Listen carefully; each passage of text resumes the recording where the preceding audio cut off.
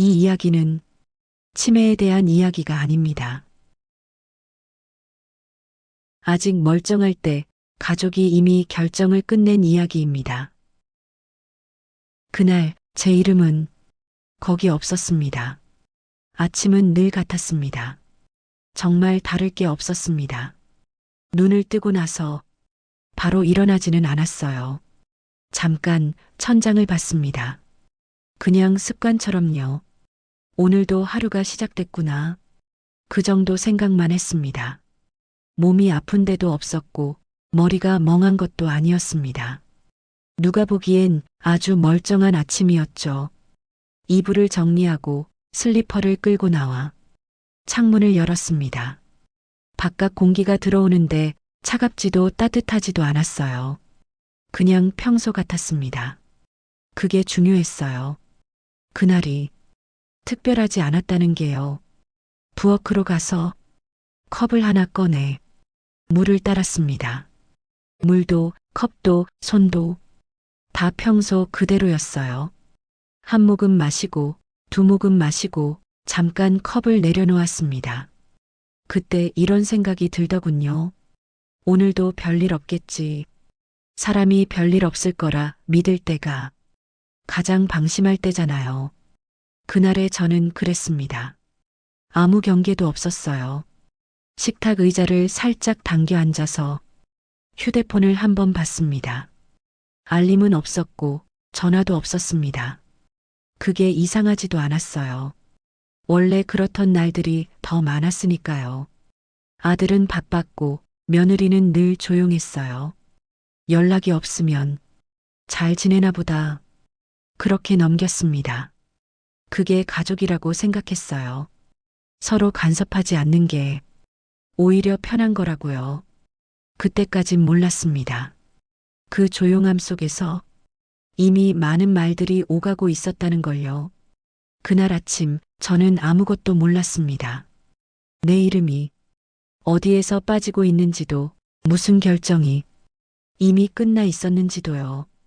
그저 평소처럼 하루를 시작했을 뿐이었습니다. 아직은 아무 일도 일어나지 않은 것처럼요. 며칠 전부터 아주 사소한 느낌이 하나 있었습니다. 말로 설명하기는 어려운데 괜히 공기가 조금 달라진 것 같은 그런 느낌이요. 집이 조용한 건 예전이랑 같았는데 그 조용함의 성질이 달랐습니다. 전에는 아무 일 없어서 조용한 집이었다면 그땐 뭔가 숨기고 있어서 조용한 집 같았어요. 처음엔 제가 예민해진 줄 알았습니다. 나이가 들면 괜히 별것 아닌 일에도 신경이 쓰이잖아요.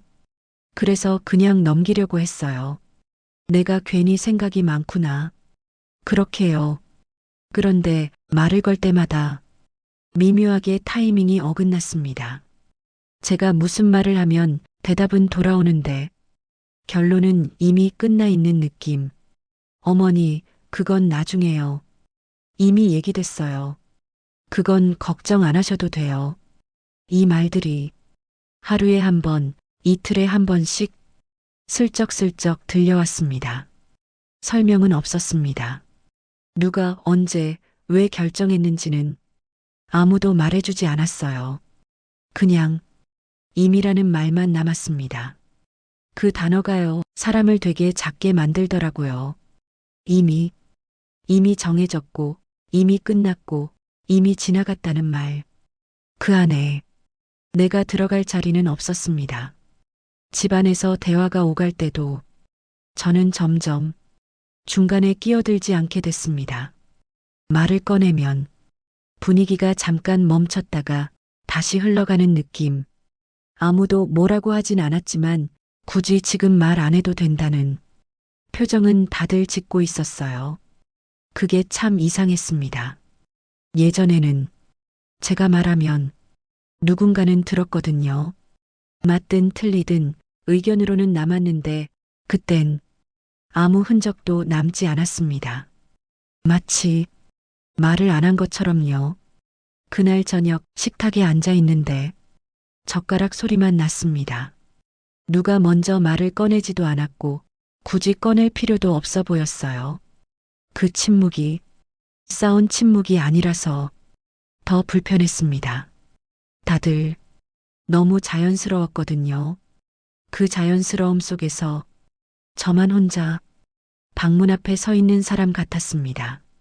문은 열려 있는데 들어가도 되는지는 아무도 말해주지 않는 상태. 그때 처음으로 이런 생각이 스쳤습니다. 혹시 내가 모르는 얘기가 있나? 확신은 없었어요. 증거도 없었고요. 그런데 느낌은 분명했습니다. 이 집 어딘가에서 이미 결정된 일이 있고 그 결정 속에 나는 없다는 느낌. 아직은 정확히 알 수 없었지만 이상하게도 마음이 편하지 않았습니다. 그날 밤 불을 끄고 누워서도 쉽게 잠들지 못했습니다. 괜히 천장을 보다가 괜히 한숨을 쉬다가 괜히 눈을 떴습니다. 아무 일도 없었는데 이미 뭔가 어긋나기 시작한 것 같았습니다.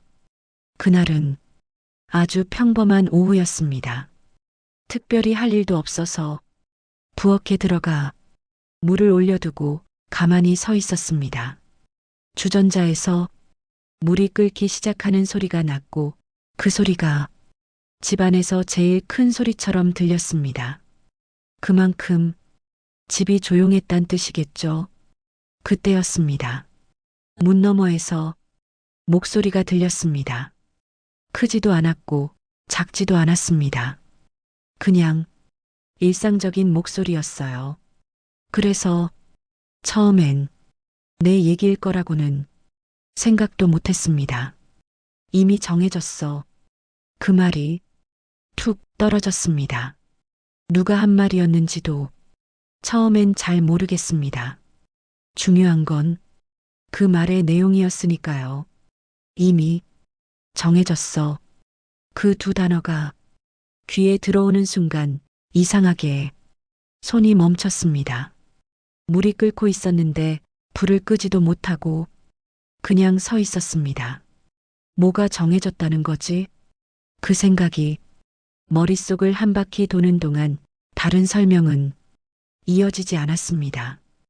회의는 언제 했고 누가 결정했는지 왜 그렇게 됐는지 아무 말도 없었습니다. 그냥 이미 정해졌다는 말만 공기처럼 남아 있었습니다. 그 순간 이상한 확신이 들었습니다. 이건 내가 끼어들 수 있는 얘기가 아니구나. 그렇게 느껴졌어요.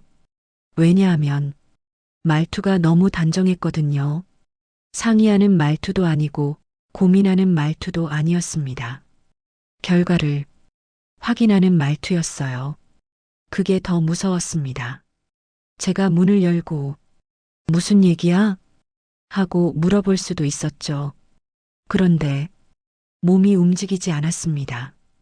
괜히 문을 열면 내가 이상한 사람이 될 것 같았어요. 왜 갑자기 이걸 묻지? 그런 눈빛을 마주할 것 같았습니다. 그래서 아무 말도 하지 않았습니다. 그날 제가 선택한 건 침묵이었습니다. 선택했다기보다는 그렇게 될 수밖에 없었습니다. 물이 넘치는 소리가 나서 그제야 정신을 차리고 불을 껐습니다. 컵에 물을 따르는데 손이 조금 떨리더군요. 별일 아닌 척 하려고 했는데 몸은 이미 알고 있었던 것 같습니다. 그날 이후로 그 문장은 계속 머릿속에 남아 있었습니다. 이미 정해졌어. 누가 정했는지도 모르고 무엇을 정했는지도 모르는데 이상하게도 그 결정이 내 삶과 관련 있다는 건 알 것 같았습니다. 그날 아무도 제게 설명해 주지 않았습니다. 그리고 그게 바로 설명이 필요 없다는 뜻이라는 걸 나중에서야 알았습니다. 다음 날이었습니다. 어제 들은 그 말이 자꾸 마음에 걸렸습니다. 아무 일 아닌 척 넘기기엔 너무 또렷하게 들렸거든요. 그래서 확인하고 싶었습니다. 정확히 뭔지까지는 아니어도 적어도 나와 상관 있는 일인지 정도는요. 아들이 거실에 앉아 있길래 옆에 앉았습니다. 예전 같았으면 괜히 이런저런 얘기부터 꺼냈을 텐데 그날은 바로 본론으로 가고 싶었습니다. 그래도 말이 쉽게 나오지는 않더군요. 어제 무슨 얘기 있었니? 아주 조심스럽게 물었습니다. 괜히 큰일처럼 만들고 싶지 않았거든요. 아들은 잠깐 고개를 들었다가 다시 시선을 피했습니다. 그 짧은 순간이 이상하게 길게 느껴졌습니다. 아니에요. 별일 없었어요. 말은 그렇게 했는데 말투가 예전이랑 달랐습니다. 설명하려는 말투가 아니라 끝내려는 말투였어요. 제가 다시 묻지 못하게 그냥 집 얘기 조금 했어요. 집 얘기, 그 말이 더 마음에 걸렸습니다. 집이라는 단어는 원래 함께 사는 공간을 뜻하는 건데 그날은 저를 빼고도 성립되는 말처럼 들렸습니다. 나도 알아야 하는 얘기야? 그렇게까지 말할 생각은 없었는데 입에서 먼저 나왔습니다. 아들은 잠깐 웃는 얼굴을 만들더니 곧바로 고개를 끄덕였습니다. 어머니, 그건 나중에 말씀드릴게요. 나중에 또 그 말이었습니다. 어제부터 자꾸 반복되는 말. 이미 정해졌고 지금은 말할 때가 아니고 나중에 알려주겠다는 말. 그 말 속에는 지금은 들을 필요 없다는 뜻도 같이 들어 있었습니다. 아들은 제 눈을 끝까지 보지 않았습니다. 제가 말하려고 하면 시선을 옮겼고 제가 멈추면 그제야 고개를 들었습니다. 그 모습이 괜히 더 확신을 줬습니다. 이건 정말로 나를 피하고 있구나. 괜히 마음을 다잡으려고 했습니다. 오해일 수도 있잖아. 내가 괜히 크게 생각하는 걸 수도 있고 그렇게 스스로를 달래보려 했지만 몸은 이미 다 알고 있었습니다. 대화가 끝나고 아들이 방으로 들어간 뒤에도 저는 한동안 그 자리에 그대로 앉아 있었습니다. 말은 짧았는데 생각은 끝이 없었습니다. 확실해진 건 하나였습니다. 어제 들은 그 말이 그냥 지나가는 말이 아니라는 것. 그리고 그 결정 속에 내가 중심이 아니라는 것. 아직은 무엇이 결정됐는지 몰랐지만 이미 결정에서 빠져 있다는 느낌만은 분명해졌습니다. 그날부터 아들과 눈을 마주치는 일이 조금 불편해졌습니다. 아들이 불편한 게 아니라 그 눈빛이 답을 말해주고 있었으니까요. 그날 밤이었습니다. 대화는 끝났는데 마음은 전혀 정리가 되지 않았습니다. 그래서 괜히 휴대폰을 들여다봤습니다. 볼 게 있어서라기보다는 손에 뭔가를 쥐고 있지 않으면 생각이 더 커질 것 같아서요. 알림을 하나씩 넘기다가 문득 낯선 느낌이 들었습니다. 분명히 늘 있던 화면이었는데 어딘가 비어 보였습니다. 처음엔 제가 잘못 본 줄 알았습니다. 눈이 피곤해서 착각한 거라고 생각했죠. 그래서 화면을 한번 껐다가 다시 켰습니다. 그런데도 그 자리는 비어 있었습니다. 가족 단톡방이었습니다. 늘 조용하지만 필요할 때면 소식이 오가던 그 방에서 제 이름이 보이지 않았습니다. 나간 기억은 없었습니다. 누가 나가라고 한 적도 없고 제가 스스로 나올 이유도 없었습니다. 그런데 저는 그 방에 없었습니다. 이상하다 싶어서 한 번 더 확인했습니다. 방 목록을 위에서 아래까지 천천히 훑어봤습니다. 없었습니다. 정말로 없었습니다. 그제야 어제 들었던 말이 다시 떠올랐습니다. 이미 정해졌어. 아무 설명 없이, 아무 예고 없이 결정된 일, 그 결정이 이렇게 눈에 보이는 형태로 나타날 줄은 몰랐습니다. 가족 단톡방에서 빠졌다는 게 대단한 일은 아닐 수도 있습니다. 요즘은 그런 일 흔하다고들 하니까요. 그런데 그날의 저는 그걸 작은 일로 넘길 수가 없었습니다. 왜냐하면 아무도 아무 말도 하지 않았거든요. 어머니, 단톡방 정리했어요. 이런 말도 없었고 불편하실까봐 따로 연락드릴게요. 이런 말도 없었습니다. 그냥 조용히 사라진 겁니다. 마치 처음부터 없었던 사람처럼요. 휴대폰을 내려놓고 한동안 가만히 앉아 있었습니다. 속상하다기보다는 멍해졌습니다. 사람이요, 준비되지 않은 상태에서 확인해버리면 감정이 바로 나오지 않더라고요. 그날의 저는 그랬습니다. 눈물도 안 나고 화도 안 났습니다. 대신 아주 분명한 생각 하나가 머릿속에 남았습니다. 아, 이건 우연이 아니구나. 누군가 실수로 버튼을 잘못 눌러서 생긴 일이 아니라는 것. 이미 결정이 있었고 그 결정대로 정리가 된 거라는 것. 그날 이후로 휴대폰 알림이 울려도 괜히 확인하기가 무서워졌습니다. 또 어디에서 빠져 있을까 봐요. 그때 처음으로 이런 생각이 들었습니다. 이 집에서 나는 어디까지 알고 있어야 하는 사람일까? 아니, 어디까지 몰라도 되는 사람일까? 그 다음부터는 제가 일부러 아무 말도 하지 않았습니다. 물어보면 무슨 대답이 돌아올지 이제는 알 것 같았거든요. 그래서 지켜보기로 했습니다. 누가 언제 어떻게 말해주는지. 그런데 아무도 아무 말도 하지 않았습니다. 며느리는 평소랑 똑같이 행동했습니다. 밥을 차리고 설거지를 하고 날씨 얘기를 했습니다. 그 모습이 더 이상했습니다. 뭔가 큰일이 있었던 사람의 태도가 아니었거든요. 아들도 마찬가지였습니다.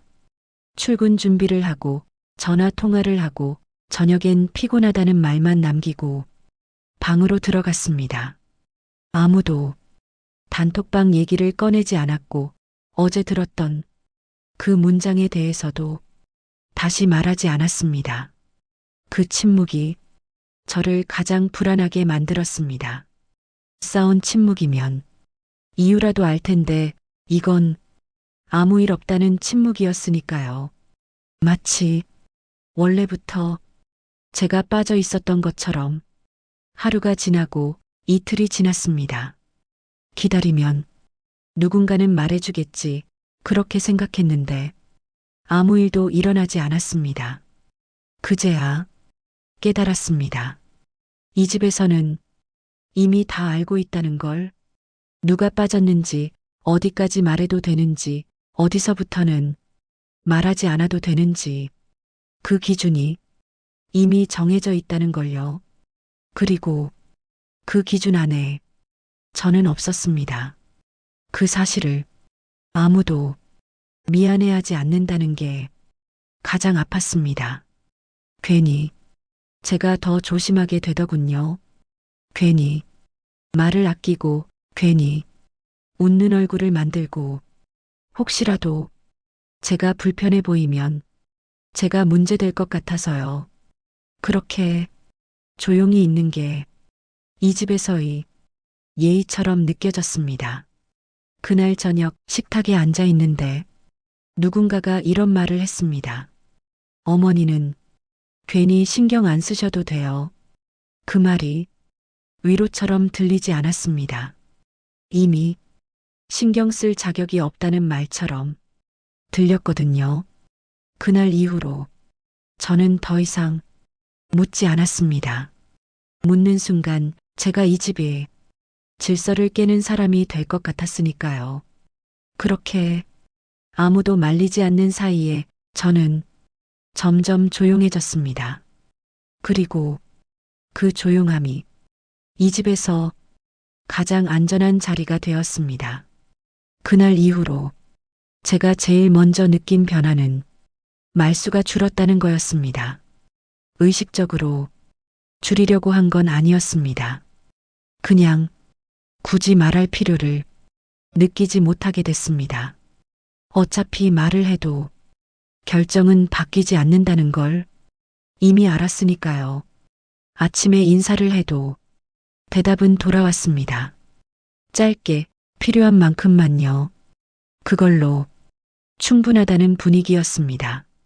저도 그 이상을 바라지 않게 됐습니다. 식탁에 앉아 있어도 괜히 젓가락만 만지게 됐고 무슨 말을 꺼낼지 생각하다가 그냥 포기했습니다. 말을 안 하면 편해지는 순간들이 조금씩 늘어났습니다. 그게 이상했습니다. 사람이 편해지려고 존재를 줄이게 될 줄은 몰랐거든요. 어느 순간부터는 제 의견이 필요한 자리에도 제가 빠져 있었습니다. 회의를 안 한 게 아니라 회의에 제가 필요 없어진 거였습니다. 누군가는 저를 배려한다고 말할지도 모르겠습니다. 괜히 신경 쓰실까 봐요. 어머니는 편하게 계세요.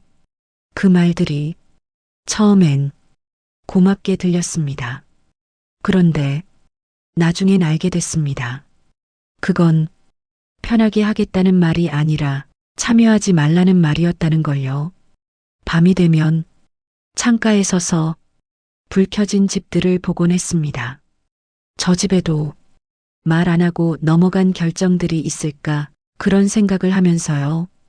그러다 문득 이런 생각이 들었습니다. 혹시 나만 아직 모르는 건 아닐까? 이미 결정됐고, 이미 정리됐고, 이미 다들 알고 있는데 나만 아직 평소처럼 살고 있는 건 아닐까? 그 생각이 들자 갑자기 말을 더 아끼게 됐습니다. 괜히 지금의 평온마저 깨질까 봐요. 그래서 조용히 있었습니다.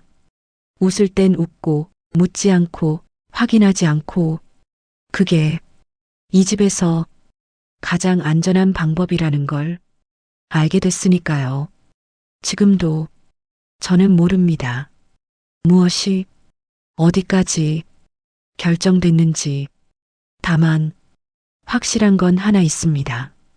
그날 이후로 저는 결정에서 빠졌고 말에서도 빠졌고 조금씩 이 집에서 빠지고 있다는 것. 그리고 아무도 그걸 문제라고 말하지 않는다는 것.